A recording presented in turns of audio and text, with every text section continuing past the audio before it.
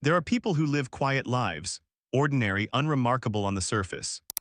The kind of person you pass on the street without a second glance, without a moment of hesitation, without anything that would make you stop and wonder. And then there are people like Michael Feldman. A name that carries very different weight depending on who you ask, depending on how close they got, depending on how long they stayed. To some, he was a man of genuine vision. Someone who built something real, something tangible from almost nothing. A figure who inspired trust not by demanding it but by earning it, or at least by creating the convincing appearance of earning it. He radiated a kind of confidence that did not feel aggressive or hollow. It felt grounded. And the people around him, the ones who believed in what he was building, felt that future was not just possible but within reach. To others, the ones who got closer, the ones who stayed long enough, the ones who eventually started asking questions that were not supposed to be asked, he was something else entirely. And that gap between those two versions of the same man is where this story lives, because the story of Michael Feldman is not a simple one. It does not resolve neatly. It does not offer the kind of clean conclusion that lets you walk away feeling settled. It is the kind of story that follows you. The kind that resurfaces in quiet moments and makes you wonder how well any of us truly know the people we choose to trust with our time, our belief, our loyalty. For years, certain things about his life were kept quiet, not through any dramatic act of concealment, not locked behind anything obvious enough to attract attention, just carefully managed, shaped. Controlled in the subtle, patient way that only someone who understands how perception works can sustain over a long period of time. But stories like this, the ones built on carefully maintained surfaces, have a way of eventually finding the light. Details emerge, people compare notes, documents surface in unexpected places. And the version of a person that was so carefully constructed starts to develop fractures, small ones at first, then larger ones, then ones that cannot be ignored. What you are about to hear is not about judgment. It is not about tearing someone down or offering a verdict on a life.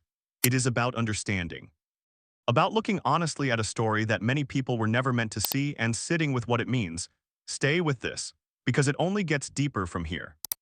To understand Michael Feldman, you have to go back to the beginning. You have to understand the world that shaped him before he had the chance to shape his own image. He did not come from wealth. There were no open doors, no inherited connections, no family name that carried weight in rooms that mattered. By most accounts, his early years were genuinely ordinary, shaped by modest surroundings, a community that valued the idea of working for what you wanted, and an environment where the distance between where you started and where you hoped to end up felt very real. That origin story mattered to him. It was something he carried, something he referenced, something that became part of the foundation of how others perceived him.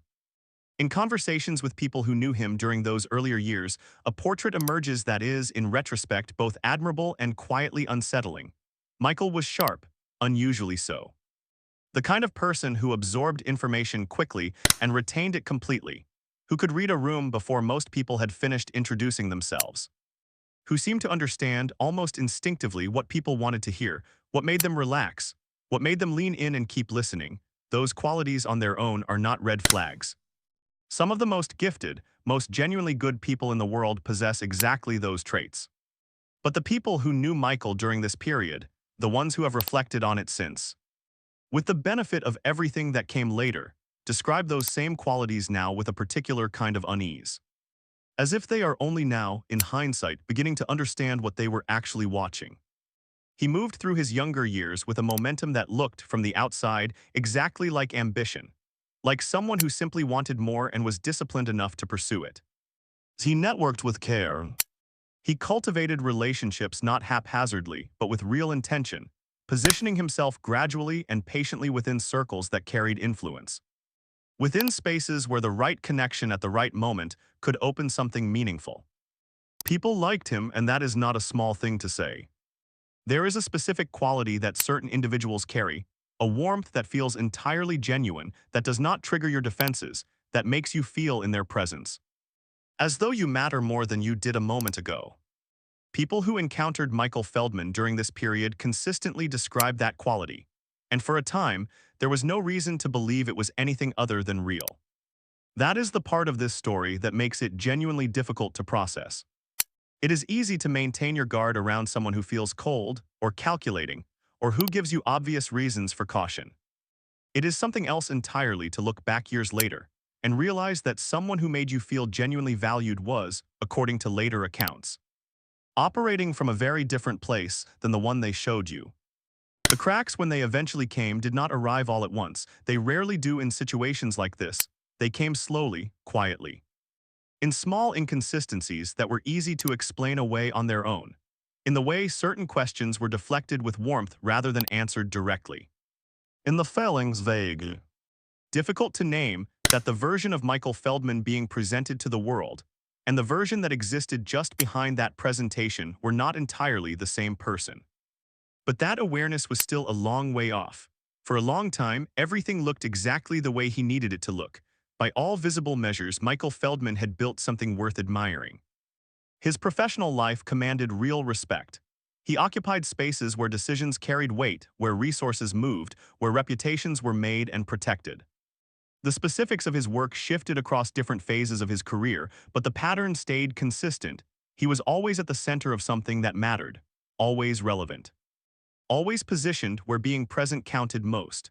The people who worked alongside him during this period describe an environment that felt genuinely energized.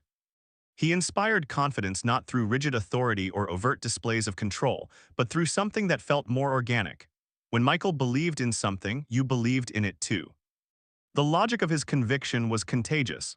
When he told you that the effort was worth it, the cost made sense.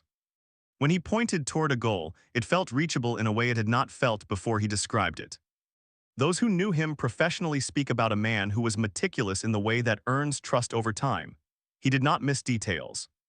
He remembered names, remembered the specifics of earlier conversations, followed through on things that other people in his position would have let fall away. In a world where that kind of reliability is genuinely rare, it made him stand out. It made people feel safe in his orbit. His personal life reflected the same carefully maintained image of stability. He was seen as grounded, as someone whose private world matched the solidity he projected professionally. And that alignment, between what you showed and what people believed was underneath, was maintained not through anything that looked like effort, but in a way that felt to those watching entirely natural. This was the version of Michael Feldman that most people knew, the version that existed in daylight. The curated self, presented consistently enough and warmly enough that even people with good instincts did not feel the need to look further. But stability in cases like this is sometimes the most deliberately constructed element of all. Those closest to the inner workings of his world during this period, the ones who would later speak about it, describe moments that were easy to dismiss at the time. A discrepancy that surfaced briefly and then seemed to resolve without quite being explained. A response to a direct question that was smooth in a way that, in hindsight, felt more like redirection than reassurance. A version of events that, when held up against another account, did not quite line up. Each moment was small. Each one felt like nothing on its own, but they were there. And they were quietly accumulating beneath a surface that continued to look perfectly intact. Then came the question that changed things. According to people familiar with the situation, it started simply enough. A question that should have had a straightforward answer. The kind of thing that, in a normal context, would have been addressed and moved past without any lasting significance. But the answer did not come simply. And what followed that absence of a simple answer is what always follows in situations like this. One question became two, one inconsistency pointed toward another. And what had been isolated and easily ignored began to form something that looked, for the first time, like a pattern. The people who first took notice were not motivated by anything adversarial. That is important to understand. According to reports, the initial concern did not come from someone with a grievance or an agenda. It emerged from routine attention to detail. The kind of careful, ordinary review that should have been unremarkable. But the numbers, or the records, or the account of events, depending on which version of the story you follow, did not hold together the way they needed to. When that concern was raised, quietly and in good faith, the response was not what it should have been. There was no simple clarification, no transparent acknowledgement of an error. Instead, there was something with a very particular quality to it, controlled, measured.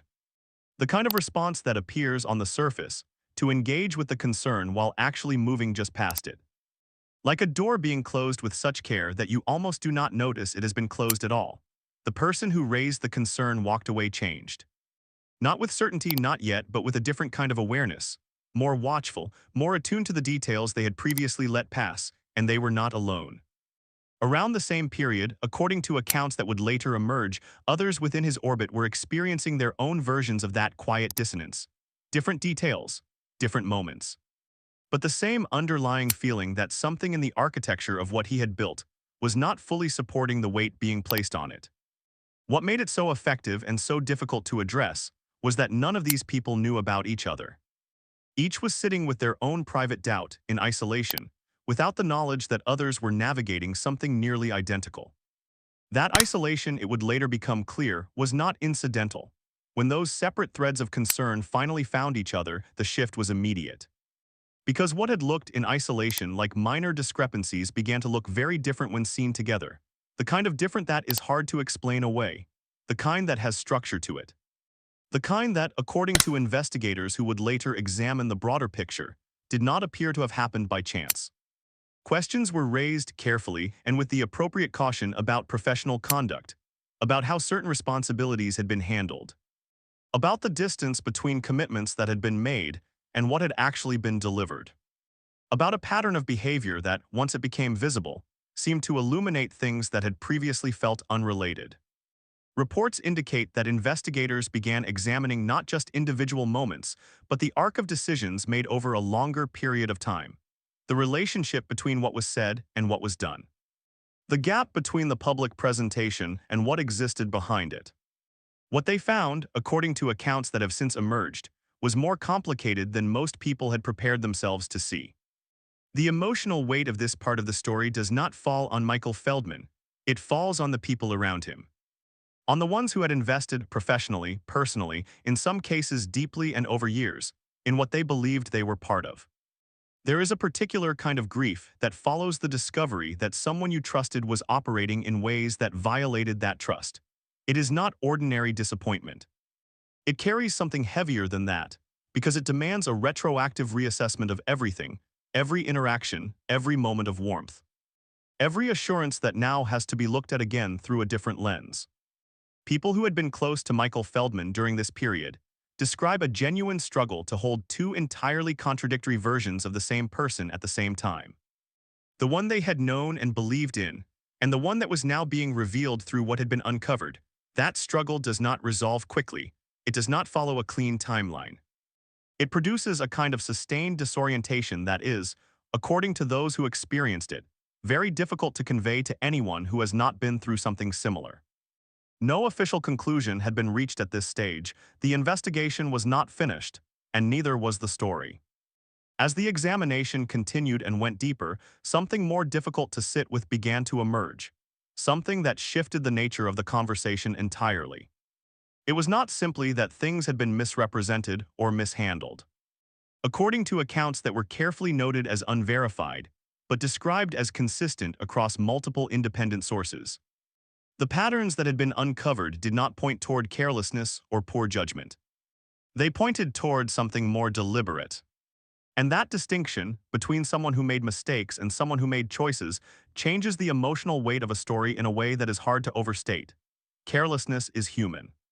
It is something most people can find their way toward understanding, even when the consequences are serious. Everyone has made decisions under pressure that they later regretted.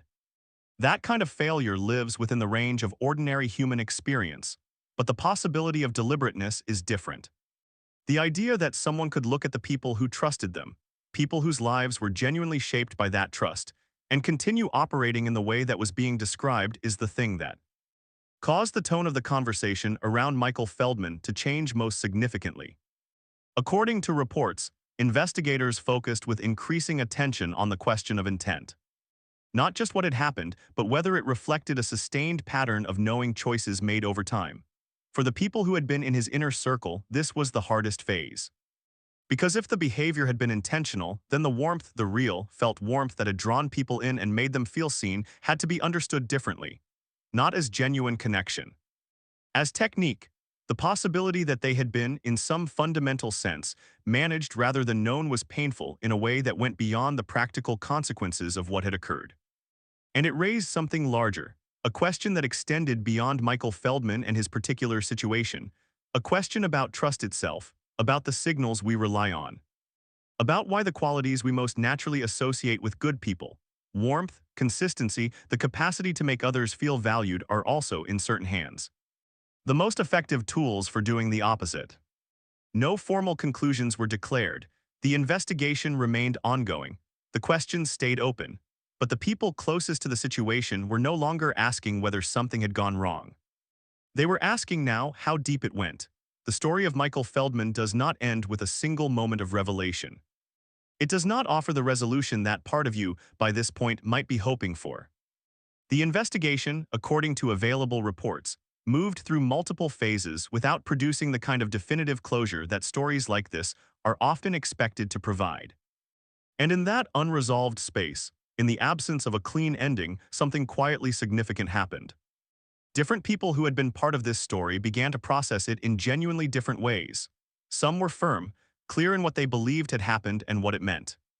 Others moved into more uncertain territory, not dismissing what had been uncovered, but reluctant to reduce a complicated human life to a single defining narrative. Reluctant to let the last chapter overwrite everything that had come before. That reluctance deserves to be looked at honestly rather than dismissed. Because when a story like this emerges, there is a natural pull, powerful and understandable, toward a version that confirms what we already believe, toward the cautionary tale, toward the clean moral, toward the version of events that makes us feel, going forward, more prepared and more protected. And sometimes that pull moves faster than the truth does. The full picture of Michael Feldman, whatever that picture actually contains, is almost certainly more complicated than any single version of it. It involves a human being shaped by specific experiences, navigating specific pressures, with specific capacities and limitations that we, observing from outside, can only partially see. It involves choices that existed within a context that is never fully visible to anyone looking in from a distance. None of that diminishes the harm that, according to reports, was done. None of it softens the legitimate questions that investigators raised or makes the experiences of those affected any less real. But it does resist the containment that simplification offers. It suggests that the most honest response to this story might not be resolution at all. It might be the willingness to remain in the discomfort of not fully knowing. Because the questions that remain around Michael Feldman are not just questions about one man. They are questions about the systems that allow certain patterns to continue undetected. About the conditions that make it possible for someone to maintain a constructed identity across years, across relationships, across the accumulated scrutiny of people who were genuinely paying attention. About what we choose to examine and what we unconsciously choose to let pass. There is a particular kind of silence that settles after a story like this, not the silence that follows resolution. Not the quiet of understanding of everything being properly placed. A different kind entirely. The kind that arrives when you accept that some questions may not have clean answers. That some accounts of a life will always remain partial. That full clarity, in situations this layered, may simply not be available. Michael Feldman remains a figure whose story has been told in fragments, through investigators, through the accounts of people who knew him at different distances and different levels of trust. Through documents and timelines and the slow, difficult process of comparing one version of events against another. What emerges, collectively, is not a complete portrait.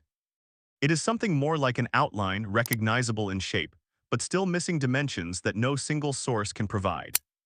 What stays with you after sitting with this story is not any particular revelation.